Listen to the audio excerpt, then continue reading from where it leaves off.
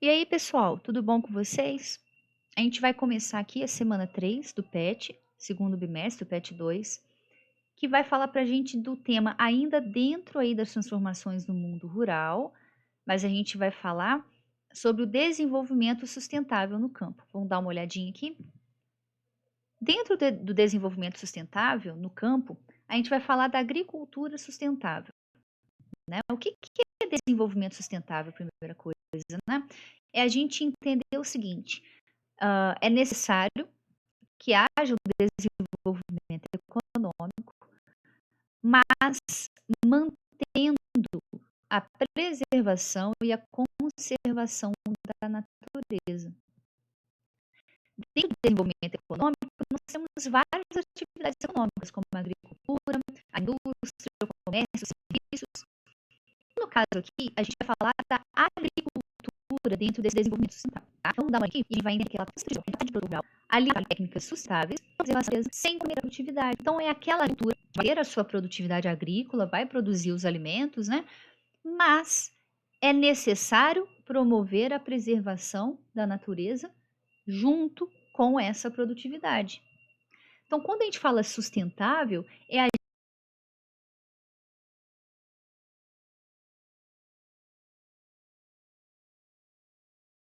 gente utilizar o ambiente, mas mantê-lo saudável e mantê-lo ainda utilizável para as gerações futuras. Imagina, a gente usa tudo que tem que usar agora e daqui a 30, 40 anos não temos mais nada para fazer.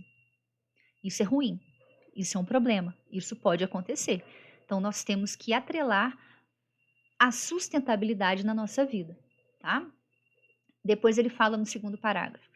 Também chamada de desenvolvimento rural sustentável, a sustentabilidade rural envolve práticas de preservação ambiental para as atividades do dia a dia, bem como a adoção de novas tecnologias e aplicação de métodos sustentáveis na rotina do campo.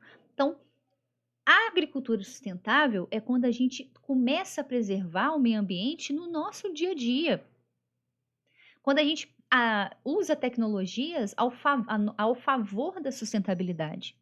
Quando a gente começa a ter práticas sustentáveis no nosso trabalho. E no caso aqui, óbvio, né? Ele está falando da agricultura. Com tudo isso bem alinhado, o produtor rural consegue utilizar recursos naturais para realizar seu trabalho sem prejudicar o ambiente. Olha que maravilha, né? Tudo que a gente precisa. Para que a agricultura sustentável seja uma realidade, é preciso adotar algumas práticas na terra para diminuir o impacto causado ao meio ambiente e desenvolver soluções que possam ajudar nesse processo. Quais são essas práticas que vão ajudar a diminuir o impacto ambiental? Tem vários aqui, ó. Diminuir o uso de adubos químicos, fertilizantes e pesticidas nos alimentos. Além disso, criar formas de reutilizar a água da chuva, não só na agricultura, mas na nossa vida, para alimentar o sistema de irrigação e usar fontes de energia limpa. Tudo que a gente está vendo aqui são coisas que, se a gente tentar melhorar, a gente vai conseguir manter aí cada vez mais um trabalho sustentável. Adubo químico, fertilizante, pesticida são coisas que foram muito difundidas com a Revolução Verde. A Revolução Verde foi um tema da aula passada, em que teve até uma videoaula sobre. Quem não lembra, peço que assista novamente. Revolução Verde foi uma tentativa de aumentar a produção de alimentos para que a fome do mundo acabasse.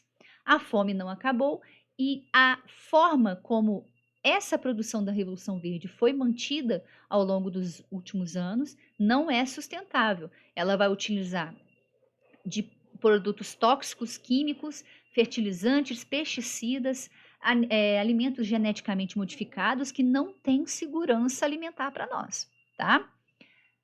Reutilizar a água da chuva é importante para a agricultura, porque a agricultura é a atividade econômica que mais consome água no mundo. A maior parte da água utilizada no mundo, água limpa e potável, é na agricultura. Então, reutilizar a água da chuva ou a própria água da irrigação é algo extremamente importante. E as fontes de energia limpa, obviamente, né? Se é fonte de energia limpa, então, de certa forma, aí vai prejudicar menos o meio ambiente. Depois ele fala: sem dúvida, cada vez mais as pessoas têm parado para prestar atenção na qualidade e na procedência do alimento que chega na mesa. A busca por alimentos orgânicos ou oriundos de agroflorestas, por exemplo, tem sido cada vez mais constante conforme as pessoas percebem que esses alimentos são mais saudáveis. Sim, a gente começa a ter mais atenção sobre isso, sim, mas não é todo mundo que vai prestar atenção. Normalmente são pessoas que têm conhecimento, que normalmente têm mais instrução e que vai procurar alimentos com maior qualidade. Ou seja, infelizmente, os alimentos orgânicos da agricultura sustentável não vai ser algo que vai ser acessível para todo mundo. Uma parte da população não vai ter acesso, porque você vai precisar de demandar mais dinheiro, porque vão ser produtos mais caros. Infelizmente, isso vai acontecer, né? Então, é importante a gente destacar esse problema que a agricultura sustentável vai acabar gerando. Porém, tem como solucionar? Tem como solucionar. A gente tem que diminuir a pobreza no mundo, a gente tem que aumentar o acesso às pessoas. Isso tem como. É só a gente não priorizar o desenvolvimento econômico acima de tudo. Ele tem que ser sustentável. Então, quando a gente fala de desenvolvimento econômico sustentável, não é só você manter o meio ambiente saudável, mas o desenvolvimento econômico sustentável é ter um desenvolvimento econômico equilibrado, em que as pessoas tenham acesso. Diminuir a pobreza é uma das metas do desenvolvimento sustentável, tá bom? No final, ele vem e fala assim, ó, isso é bom para o consumidor, mas também para o agricultor. Ele está falando da agricultura orgânica, né, da sustentável. Adotar as boas práticas da agricultura sustentável é não só contribuir para um mundo com mais qualidade de vida, mas ter a certeza de produzir um alimento com maior valor agregado. Sim, vai ser um alimento muito mais nutritivo. Infelizmente, devido ao seu maior valor, ele vai ser mais caro também. Listamos alguns benefícios diretos que você pode adquirir ao adotar essas práticas sustentáveis de forma correta na agricultura. Então, o que pode trazer de bom quando a gente começa a utilizar a agricultura sustentável? A gente vai melhorar a gestão da água, porque a gente não vai desperdiçar, vai melhorar a qualidade do solo, porque não vai usar insumos químicos tóxicos, e vai melhorar a vida no campo. Vai aumentar o valor agregado do produto, como eu falei, ele vai ser muito mais nutritivo, mas infelizmente ele vai ser mais caro, e da diversidade nas lavouras, e vai diversificar a biodiversidade local, porque se é sustentável e você está protegendo o meio ambiente, a biodiversidade, que é a diversidade biológica de animais e plantas, vai se manter diverso. No fim, ele fala: considera-se que a adoção de um projeto político nacional coordenado, fundamentado na disseminação de experiências de desenvolvimento baseadas no desenvolvimento humano e nas potencialidades locais que visem tirar da exclusão social a população marginalizada, incorporando-as ao processo produtivo, é um caminho possível para alcançar o desenvolvimento sustentável. Então, qual o caminho que é o mais correto para o desenvolvimento sustentável? Primeiro, projeto nacional. O país tem que estar unido para que isso ocorra. Segundo, tentar identificar as potencialidades locais. O que tem já de bom de sustentabilidade em pequenas regiões? Terceiro, tirar da exclusão social. Eu vou até colocar aqui, ó, a população marginalizada, porque desenvolvimento sustentável não é só manter o meio ambiente adequado para a gente viver. Desenvolvimento sustentável é acabar com a pobreza. Não adianta o meio ambiente estar lindo e maravilhoso se nós temos pobreza. Porque, infelizmente, quem vai poder ter acesso ao meio ambiente limpo e adequado são pessoas que têm poder aquisitivo. Então, se a gente mantém a pobreza, a parte das pessoas pobres não vão ter acesso a esse meio ambiente. E é importante a gente acabar com a pobreza também. Tá bom? Aqui nós temos um vídeo que vale a pena a gente assistir, que está no formulário de atividades, tá?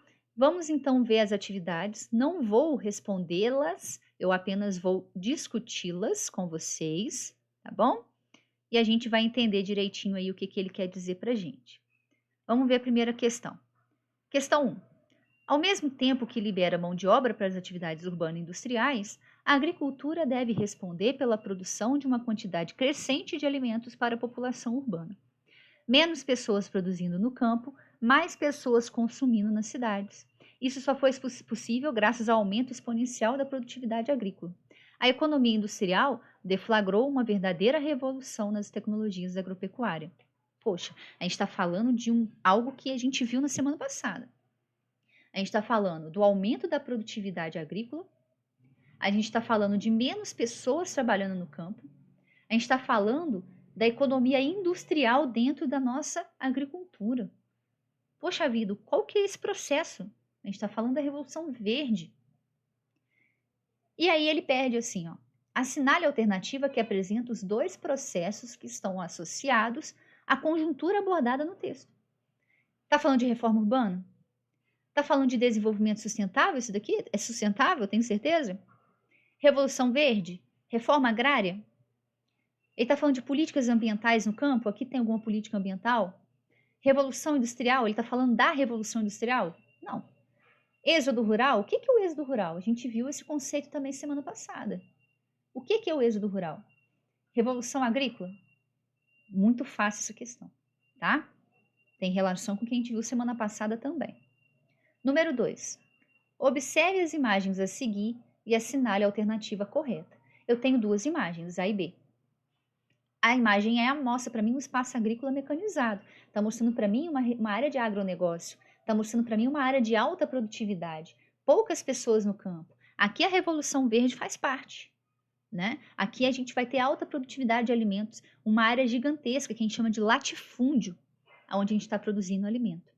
Já na B, eu tenho trabalhadores no campo. É uma área menor, que a gente chama de minifúndio. As pessoas estão trabalhando diretamente com a plantação, não tem máquinas, tem algumas ferramentas, óbvio, né? Então vamos ver aqui, qual que é a alternativa correta em relação a essas duas imagens. Letra A. A imagem A representa um agrossistema familiar predominante em minifúndios de países desenvolvidos. Isso daqui é agrossistema familiar? É minifúndio? É uma área pequena de produção? Né? Vamos ver aí, né? Letra B. A imagem B ilustra uma forma de agricultura orgânica e sustentável. A gente tem como confirmar que isso aqui é orgânico e sustentável? A gente tem como confirmar que não é utilizado fertilizantes? Não é utilizado adubos químicos? Tem como a gente ter certeza? A gente tem que ver o que tem certeza. C. As imagens A e B representam, respectivamente, um agrossistema moderno e um tradicional. Moderno, Revolução Verde, tradicional, pessoas no campo. E letra D. As práticas ilustradas em ambas as figuras não podem ser relacionadas com a agricultura brasileira. Isso não acontece no Brasil, não? Isso aqui deve ser a foto até daqui, não é verdade? Número 3. Faça a correlação entre os tipos de agricultura e suas definições. Em seguida, assinale a alternativa correta. Então, eu vou ter 4 definições. Uma fala de agricultura tradicional, uma de agricultura moderna, uma de agricultura sustentável e uma de permacultura. A agricultura tradicional e moderna, a gente vem falado aí desde a semana passada. A agricultura sustentável foi o tema dessa semana. Permacultura, professor, o que é isso? A gente pode tirar, perdão, a partir de uma ideia aqui, né, de a gente conseguir fazer uma questão de uma forma inteligente, a gente pode achar a resposta mesmo sem ter visto sobre. Então, vamos ver aqui as alternativas. É o tipo de agricultura voltada às produções alternativas que visam a preservação do meio ambiente, gerando menos impactos ambientais. Misericórdia, a gente falou isso na aula inteira agora, né? Qual que é esse tipo de agricultura? Segundo, é o tipo de agricultura permanente que se baseia em uma ciência holística, com o objetivo de manter o homem na terra. Ciência holística, aquela ciência que vê tudo integrado, né? Não estuda separadamente as coisas, estuda tudo de uma coisa só. Professor, você não falou sobre isso, não. Bom, é um bom caminho para a gente saber o que é permacultura, na verdade, que a gente não falou disso. Terceiro, é o tipo de agricultura cuja produção é desenvolvida por famílias que visam seu próprio sustento. É agricultura moderna, tradicional? E a última, é o tipo de agricultura que cultiva um único produto, que a gente chama de monocultura. Produção essa que se desenvolve em grandes extensões de terra. Gente, simplesinha. Uma dessas aqui é moderna, outra é tradicional, outra é sustentável, e a que sobrar, que às vezes a gente fica meio em dúvida, é permacultura, né? Muito simples. Vamos ver a número 4. As atividades agrícolas que correspondem a todas as fases de plantio dividem-se em dois tipos, geralmente segundo o tamanho da área e da produtividade alcançada. São elas: agricultura intensiva e agricultura extensiva. Apresente as principais características dos dois tipos de atividades agrícolas. Então, ele está falando para a gente que eu vou ter duas formas de gerar as minhas atividades agrícolas. Essas duas formas vão estar associadas ao tamanho da área e à sua produtividade. Então, uma dessas duas aqui, eu vou precisar de uma área muito grande para produzir. Já a outra, com uma pequena área, eu tenho uma produtividade muito maior. Você vai falar para mim o que é agricultura extensiva e extensiva. Uma vai usar uma área maior, a outra menor, a outra vai ter uma produtividade maior e a outra não, tá? E a número 5 fala assim: ONU declara 2014 como o Ano Internacional da Agricultura Familiar. A ideia é promover uma ampla discussão e cooperação mundial para aumentar a conscientização e entendimento dos desafios que os pequenos agricultores enfrentam. E aí ele pergunta: quais são os tipos de agricultura praticados no Brasil? Você só vai citar para mim os tipos de agricultura. Professor, tem agricultura tradicional, tem agricultura moderna, dentro da tradicional tem vários tipos, temos a sustentável. Você vai colocar para mim aí. Não precisa falar o que é cada uma, você só vai citar os tipos de agricultura. E a letra B define o que é agricultura familiar e apresente as principais características. Na letra B já é o contrário. A gente vai pegar um tipo de agricultura e a gente vai ter que definir, escrever o